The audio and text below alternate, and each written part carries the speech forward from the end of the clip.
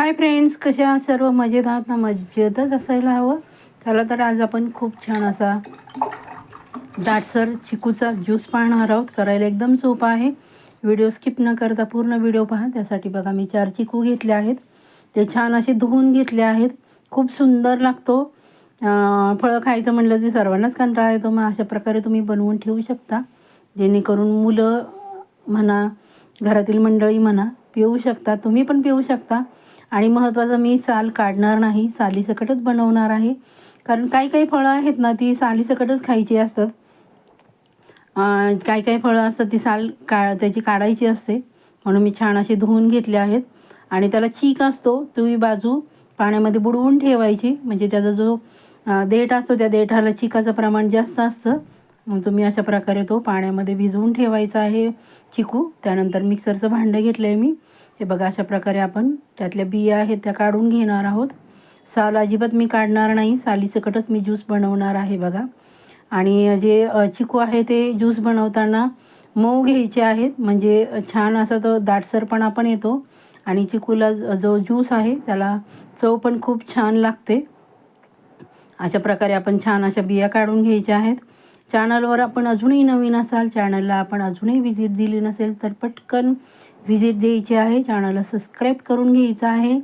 आणि माझा व्हिडिओ आपण कुठून पाहता ती कमेंट करायला अजिबात विसरायचं नाही. आणि रेसिपी जरी तुम्हाला मैत्रिणींनो आवडली असेल, इथपर्यंत तुम्ही पाहत आहातच, तर पटकन एक लाईक करायची आहे. आणि तुमच्या मित्रमैत्रिणींमध्ये शेअर करायची आहे रेसिपी, जेणेकरून त्यांना पण छान छान रेसिपी पाहायला मिळतील आणि ते पण अशा प्रकारे आस्वाद घेऊ शकतात. हे बघा, किती सुंदर असे मऊ असे मी चिकू घेतले आहेत. खूप सुंदर आणि चवीला भन्नाटच लागतो बघा त्याचा ज्यूस. त्यानंतर आपण तो फिरवून घेतला आहे मिक्सरमध्ये. आणि आपण त्यामध्ये थोडीशी साखर घालणार आहोत. मी 2 चमचे साखर घालणार आहे. आणि दूध पण घालणार आहे, म्हणजे खूप छान असा रंग येईल.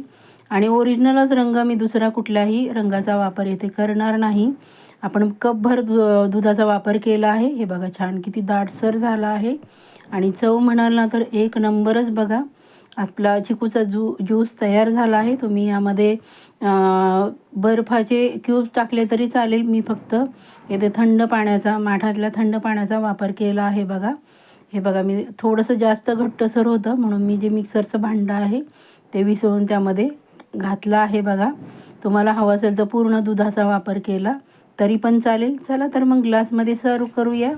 हे बघा, किती सुंदर असा दाटसर आपला चिकूचा ज्यूस तयार झाला आहे मैत्रिणींनो. चला तर मग रेसिपी जरी आवडली असेल तर तुमच्या मित्रमैत्रिणींमध्ये शेअर करा, एक लाईक करा, छानशी कमेंट करा. हाईप करायला अजिबात विसरायचं नाही.